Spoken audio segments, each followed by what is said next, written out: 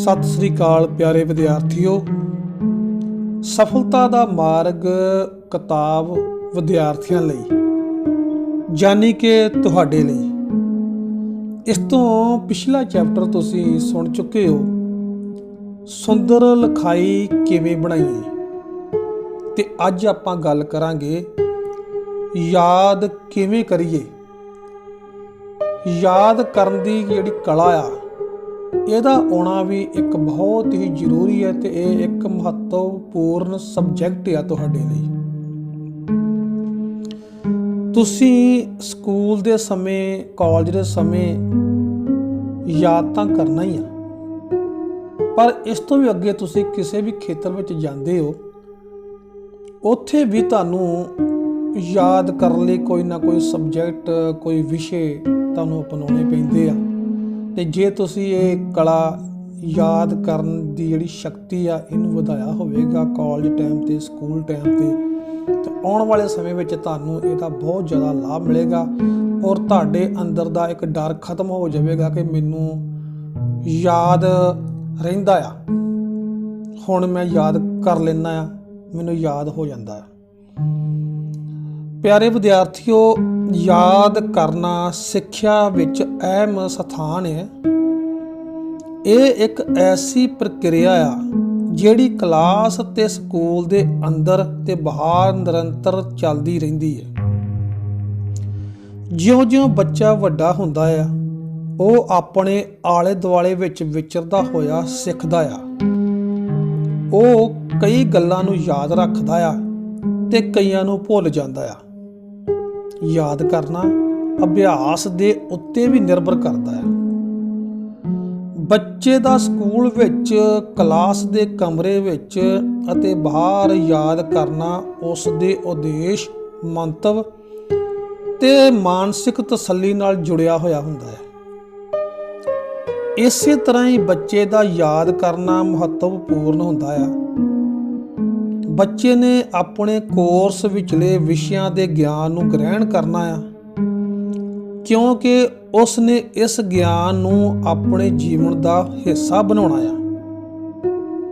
ਇਸੇ ਗਿਆਨ ਨੂੰ ਉਸ ਨੇ ਅੱਗੋਂ ਸਫਲਤਾ ਦੇ ਲਈ ਵਰਤਣਾ ਵੀ ਆ। ਹੁਣ ਸਵਾਲ ਪੈਦਾ ਹੁੰਦਾ ਆ ਕਿ ਵਿਦਿਆਰਥੀ ਨੂੰ ਯਾਦ ਕਿਵੇਂ ਕਰਨਾ ਚਾਹੀਦਾ, ਜਿਸ ਸਦਕਾ ਉਸ ਦਾ ਗਿਆਨ ਵਿਸ਼ਾਲ ਹੋ ਸਕੇ, ਉਸ ਕੋਲ ਜਾਣਕਾਰੀ ਦਾ ਖਜ਼ਾਨਾ ਹੋ ਸਕੇ ਤੇ ਉਹ ਗਿਆਨ ਦਾ ਭੰਡਾਰ ਕਰ ਸਕੇ, ਜਿਸ ਦੀ ਸਹਾਇਤਾ ਨਾਲ ਉਹ ਪ੍ਰੀਖਿਆਵਾਂ ਵਿੱਚ ਚੰਗੀਆਂ ਮੱਲਾਂ ਮਾਰ ਸਕੇ। ਸਕੂਲਾਂ 'ਚ ਪੜ੍ਹਦਿਆਂ ਉਸ ਨੇ ਕਈ ਵਿਸ਼ਿਆਂ ਦਾ ਗਿਆਨ ਹਾਸਲ ਕਰਨਾ ਆ। 3 ਵਿਸ਼ੇ ਤਾਂ ਸਿੱਧੇ ਹੀ ਭਾਸ਼ਾ ਦੇ ਨੇ, ਕਿਉਂਕਿ ਸਾਡੇ ਰਾਜ ਅੰਦਰ ਤ੍ਰੈ ਭਾਸ਼ੀ ਫਾਰਮੂਲਾ ਲਾਗੂ ਆ। ਵਿਦਿਆਰਥੀ ਨੇ ਪੰਜਾਬੀ, ਹਿੰਦੀ ਤੇ ਅੰਗਰੇਜ਼ੀ ਦਾ ਗਿਆਨ ਵੀ ਲੈਣਾ ਆ। ਇਹਨਾਂ ਤੋਂ ਛੁੱਟ ਗਣਿਤ, ਵਿਗਿਆਨ ਤੇ ਸਮਾਜ ਸਿੱਖਿਆ ਦੇ ਅਹਿਮ ਵਿਸ਼ੇ ਹਨ। ਇਹਨਾਂ ਤੋਂ ਕੁਝ ਵਿਸ਼ੇ ਹੋਰ ਵੀ ਨੇ। ਭਾਵ ਇਹ ਕਿ ਕਲਾਸਰੂਮ ਅਤੇ ਸਕੂਲ 'ਚ ਰਹਿੰਦਿਆਂ ਵੱਖ-ਵੱਖ ਵਿਸ਼ਿਆਂ ਦੇ ਅਧਿਆਪਕਾਂ ਪਾਸੋਂ ਉਸਨੇ ਸਿੱਖਣਾ ਆ। ਵੱਖ-ਵੱਖ ਅਧਿਆਪਕਾਂ ਨੇ ਆਪੋ ਆਪਣੇ ਢੰਗ ਤਰੀਕਿਆਂ ਦੀ ਵਰਤੋਂ ਕਰਕੇ ਉਸ ਕੋਲੋਂ ਯਾਦ ਵੀ ਕਰਾਉਣਾ ਆ।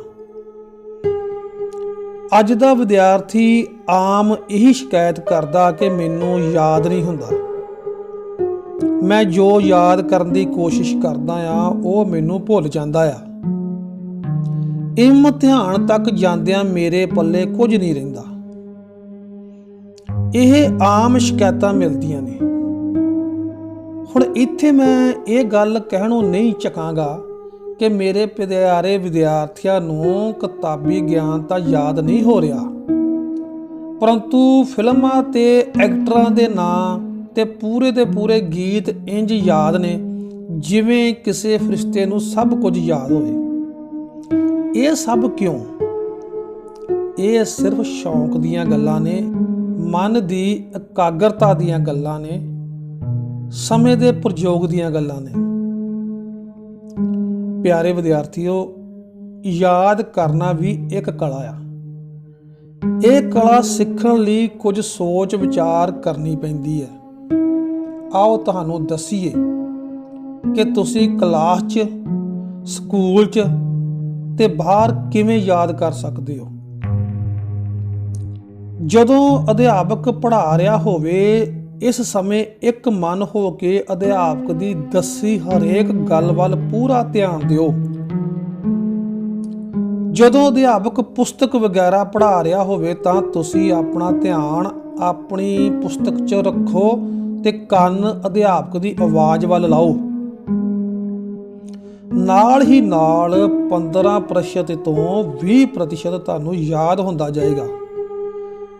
ਜਦੋਂ ਅਧਿਆਪਕ ਕੁਝ ਲਿਖਾ ਰਿਹਾ ਹੋਵੇ ਜਾਂ ਬਲੈਕ ਬੋਰਡ ਤੇ ਕੁਝ ਲਿਖ ਰਿਹਾ ਹੋਵੇ ਤਾਂ ਤੁਸੀਂ ਬਹੁਤ ਧਿਆਨ ਨਾਲ ਹਰੇਕ ਗੱਲ ਨੂੰ ਨੋਟ ਕਰੋ।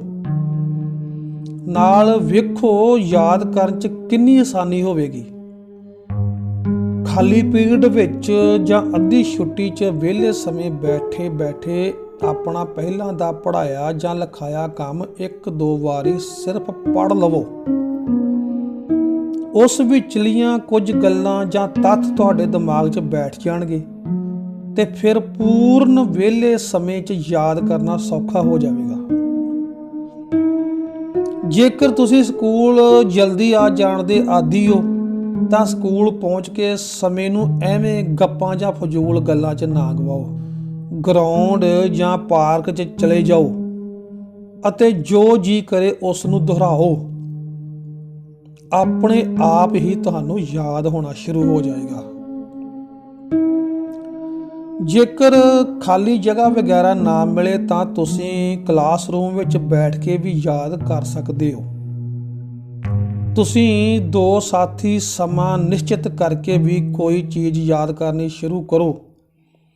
ਫਿਰ ਬੁਝਾਰਤਾਂ ਵਾਂਗ ਇੱਕ ਦੂਜੇ ਤੋਂ ਪੁੱਛੋ, ਤੁਹਾਡੀ ਯਾਦ ਸ਼ਕਤੀ ਵਧੇਗੀ। ਅੱਧੀ ਛੁੱਟੀ ਦਾ ਪੂਰਾ ਆਨੰਦ ਮਾਣੋ, ਪਰੰਤੂ ਜੇਕਰ ਫਿਰ ਵੀ ਕੁਝ ਸਮਾਂ ਵਾਧੂ ਨਿਕਲੇ ਤਾਂ ਉਸ ਨੂੰ ਐਵੇਂ ਨਾ ਗਵਾਓ। ਇੱਕ ਪਾਸੇ ਹੋ ਕੇ ਤੁਸੀਂ ਉਸ ਸਮੇਂ ਵੀ ਕੁਝ ਨਾ ਕੁਝ ਯਾਦ ਕਰ ਸਕਦੇ ਹੋ।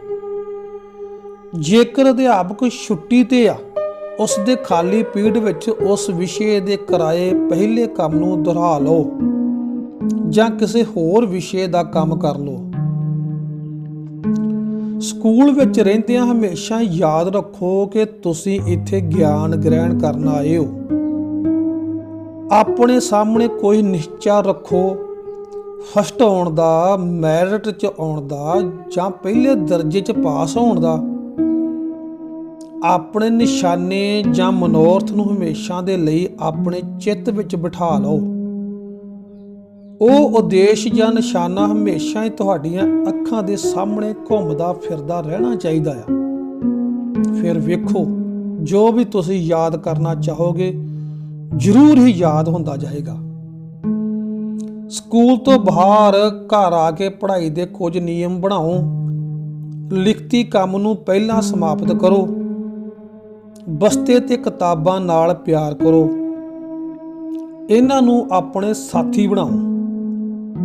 ਫਜ਼ੂਲ ਵਿਹਲੜ ਨਕੰਮੇ ਸਾਥੀਆਂ ਦਾ ਸਾਥ ਤਿਆਗ ਦਿਓ। ਲੱਚਰ ਫਿਲਮਾਂ ਆਦਿ ਵੇਖਣੀਆਂ ਛੱਡ ਦਿਓ। ਆਪਣੀ ਕਲਪਨਾ ਦੇ ਸਹਾਰੇ ਆਪਣੇ ਸੁਪਨੇ ਉਲੀਕੋ ਅਤੇ ਉਹਨਾਂ ਦੀ ਪੂਰਤੀ ਲਈ ਇੱਕ ਮਨ ਚਿੱਤ ਹੋ ਕੇ ਮਿਹਨਤ ਕਰੋ। ਜੋ ਸਕੂਲੋਂ ਯਾਦ ਕਰਨ ਨੂੰ ਮਿਲਿਆ ਹੁੰਦਾ ਆ, ਉਸ ਨੂੰ ਘੱਟ ਸਮਝਦਿਆਂ ਆਪਣੇ ਅੰਦਰ ਗਿਆਨ ਦੀ ਭੁੱਖ ਪੈਦਾ ਕਰੋ। ਸਿੱਖੋ, ਯਾਦ ਕਰੋ ਤੇ ਮਨ ਨੂੰ ਖਾਲੀ ਸਮਝੋ ਕਿ ਬਹੁਤ ਹੀ ਘੱਟ ਯਾਦ ਹੋਇਆ, ਹੋਰ ਕਰਨਾ ਆ। ਪਿਆਰੇ ਬੱਚਿਓ, ਜੋ ਯਾਦ ਕਰ ਲੈਂਦੇ ਹੋ ਉਸ ਨੂੰ ਰਫ ਕਾਗਜ਼ ਤੇ ਲਿਖ ਕੇ ਵੇਖੋ, ਫਿਰ ਅਸਲੀ ਨਾਲ ਮਿਲਾ ਕੇ ਆਪਣੀਆਂ ਗਲਤੀਆਂ ਆਪ ਲੱਭੋ ਅਤੇ ਫਿਰ ਉਹਨਾਂ ਦਾ ਸੁਧਾਰ ਵੀ ਕਰੋ। ਇੱਕ ਹੋਰ ਤਰੀਕਾ ਹੈ ਕਿ ਜੇਕਰ ਨਿਰਾ ਪੜ੍ਹਿਆ ਯਾਦ ਨਹੀਂ ਹੁੰਦਾ ਤਾਂ ਫਿਰ ਨਾਲ ਦੀ ਨਾਲ ਲਿਖੀ ਚਲੋ। ਛੋਟੇ ਛੋਟੇ ਨੋਟਸ ਬਣਾਈ ਚਲੋ। ਵੇਖੋ ਲਿਖਦਿਆਂ ਲਿਖਦਿਆਂ ਹੀ 20 ਤੋਂ 25% ਤੁਹਾਨੂੰ ਯਾਦ ਹੁੰਦਾ ਜਾਏਗਾ। ਆਪਣੇ ਆਸਿਆਂ ਪਾਸਿਓਂ ਰੌਲਾ ਰੱਪਾ ਘਟਾਓ ਅਤੇ ਟੈਲੀਵਿਜ਼ਨ ਆਦਿ ਨੂੰ ਵੀ ਤਿਆਗੋ। ਅਭਿਆਸ ਕਰੋ, ਵਾਰ-ਵਾਰ ਕਰੋ। ਵੇਖੋ, ਅਭਿਆਸ ਇੱਕ ਐਸਾ ਹਥਿਆਰ ਆ ਜਿਹੜਾ ਤੁਹਾਨੂੰ ਹਰੇਕ ਕਿਸਮ ਦਾ ਗਿਆਨ ਯਾਦ ਕਰਨ 'ਚ ਤੁਹਾਡੀ ਮਦਦ ਕਰਦਾ ਆ। ਆਪਣੀਆਂ ਪੁਸਤਕਾਂ ਵਿੱਚੋਂ ਜੋ ਯਾਦ ਕਰਨਾ ਆ ਉਸ ਨੂੰ ਸਮੁੱਚੇ ਨੂੰ ਯਾਦ ਕਰੋ। ਪਹਿਲਾਂ 2-4 ਵਾਰੀ ਉਸ ਦੀ ਚੰਗੀ ਤਰ੍ਹਾਂ ਰੀਡਿੰਗ ਕਰੋ, ਫਿਰ ਦਿਮਾਗ 'ਚ ਬਿਠਾਓ। ਰਾਤ ਨੂੰ ਸੌਣ ਤੋਂ ਪਹਿਲਾਂ ਯਾਦ ਕਰਨ ਵਾਲੇ ਵਿਸ਼ੇ ਨੂੰ ਚੰਗੀ ਤਰ੍ਹਾਂ ਸਿਰਫ ਪੜ੍ਹ ਲਵੋ। ਸਵੇਰੇ ਸਵਖਤੇ ਉੱਠ ਕੇ ਉਸ ਨੂੰ ਯਾਦ ਕਰੋ, ਉਹ ਛੇਤੀ ਹੀ ਯਾਦ ਹੋ ਜਾਵੇਗਾ। ਸਵੇਰ ਦੇ ਸਮੇਂ ਯਾਦ ਕਰਨ ਲਈ ਘੱਟ ਤੋਂ ਘੱਟ 1 ਘੰਟਾ ਸਮਾਂ ਜ਼ਰੂਰ ਰੱਖੋ। ਯਾਦ ਕਰਦੇ ਸਮੇਂ ਕਦੀ ਵੀ ਟੈਲੀਵਿਜ਼ਨ ਜਾਂ ਰੇਡੀਓ ਦੇ ਅੱਗੇ ਬੈਠ ਕੇ ਯਾਦ ਨਾ ਕਰੋ, ਸਗੋਂ ਇੱਕ ਮਨ, ਇੱਕ ਚਿੱਤ ਇਕਾਗਰ ਹੋ ਕੇ ਯਾਦ ਕਰੋ। ਛੁੱਟੀਆਂ ਦਾ ਪੂਰਾ ਫਾਇਦਾ ਉਠਾਓ। ਜਦੋਂ ਲੰਬੀਆਂ ਛੁੱਟੀਆਂ ਹੋਣ ਤਾਂ ਨਿਤ ਦਿਹਾੜੇ ਸਵਖਤੇ ਸੈਰ ਕਰਨ ਵਾਂਗ ਬਾਹਰ ਖੇਤਾਂ 'ਚ, ਬਾਗਾਂ 'ਚ, ਨਹਿਰ ਦੇ ਕੰਢੇ ਆ ਤੇ ਜਾਓ। ਘੱਟੋ ਘੱਟ 2 ਘੰਟੇ ਯਾਦ ਕਰਨ ਦਾ ਅਭਿਆਸ ਕਰੋ। ਤੇ ਸਾਡੀਆਂ ਪਿਆਰੀਆਂ ਬੱਚੀਆਂ, ਸਾਡੀਆਂ ਧੀਆਂ ਇਹ ਕੰਮ ਘਰ ਦੀ ਛੱਤ ਦੇ ਉੱਪਰ ਚੜ੍ਹ ਕੇ ਵੀ ਕਰ ਸਕਦੀਆਂ ਨੇ। ਇਹਨਾਂ ਥਾਵਾਂ ਤੇ ਤੁਰ ਫਿਰ ਕੇ ਯਾਦ ਕਰੋ। ਸੈਰ ਦੀ ਸੈਰ ਹੋਵੇਗੀ ਤੇ ਨਾਲ ਦੀ ਨਾਲ ਯਾਦ ਵੀ ਹੁੰਦਾ ਜਾਏਗਾ। ਇੱਕ ਪੰਥ ਦੇ 2 ਕਾਜ। ਅੱਗੋਂ ਪਿੱਛੋਂ ਛੁੱਟੀ ਵਾਲੇ ਦਿਨ ਐਤਵਾਰ ਆਦਿ ਦਾ ਪ੍ਰੋਗਰਾਮ ਵੀ ਇਸੇ ਤਰ੍ਹਾਂ ਦਾ ਹੀ ਬਣਾਓ। ਕੁਝ ਚਿਰ ਇਸ ਤਰ੍ਹਾਂ ਕਰਨ ਨਾਲ ਤੁਹਾਡੀ ਆਦਤ ਬਣ ਜਾਵੇਗੀ ਤੇ ਵੇਖੋਗੇ ਕਿ ਤੁਹਾਨੂੰ ਕਿੰਨਾ ਫਾਇਦਾ ਹੋਇਆ। ਪ੍ਰੀਖਿਆਵਾਂ ਦੇ ਨੇੜੇ ਆਉਣ ਨਾਲ ਬਹੁਤ ਹੀ ਛੇਤੀ ਯਾਦ ਹੁੰਦਾ ਆ। ਜਦੋਂ ਪ੍ਰੀਖਿਆ ਨੇੜੇ ਆ ਜਾਵੇ ਤਾਂ ਤੁਸੀਂ ਵੇਖੋਗੇ ਕਿ ਜੇਕਰ ਤੁਸੀਂ ਪਹਿਲਾਂ ਹੀ ਯਾਦ ਕਰਨ ਦੀ ਆਦਤ ਪਾਈ ਹੋਈ ਹੈ ਤੇ ਪਹਿਲਾਂ ਵੀ ਤੁਸੀਂ ਅਭਿਆਸ ਕਰਦੇ ਰਹੇ ਹੋ ਤਾਂ ਤੁਹਾਨੂੰ ਕਿਸੇ ਕਿਸਮ ਦੀ ਔਖਿਆਈ ਮਹਿਸੂਸ ਨਹੀਂ ਹੋਏਗੀ। ਸਗੋਂ ਤੁਹਾਨੂੰ ਤਾਂ ਸਿਰਫ ਦੁਹਰਾਈ ਦੀ ਹੀ ਲੋੜ ਹੋਵੇਗੀ ਤੇ ਪਹਿਲਾਂ ਯਾਦ ਕੀਤਾ ਗਿਆਨ ਤੁਹਾਨੂੰ 2-3 ਵਾਰੀ ਪੜ੍ਹਨ ਨਾਲ ਹੀ ਮੁੜ ਯਾਦ ਹੋ ਜਾਵੇਗਾ। ਜਦੋਂ ਗਰਮੀਆਂ ਦੀਆਂ ਜਾਂ ਸਰਦੀਆਂ ਦੀਆਂ ਛੁੱਟੀਆਂ ਹੁੰਦੀਆਂ ਤਾਂ ਵੀ ਨੇਮਬੱਧ ਤਰੀਕੇ ਨਾਲ ਹੀ ਪੜ੍ਹਾਈ ਦਾ ਕੰਮ ਜਾਰੀ ਰੱਖਣਾ ਚਾਹੀਦਾ ਤੇ ਯਾਦ ਕਰਨ ਲਈ ਹਰ ਰੋਜ਼ 1 ਤੋਂ 2 ਘੰਟੇ ਸਵੇਰੇ ਅਤੇ 1 ਘੰਟਾ ਸ਼ਾਮ ਨੂੰ ਕੱਢਣਾ ਚਾਹੀਦਾ।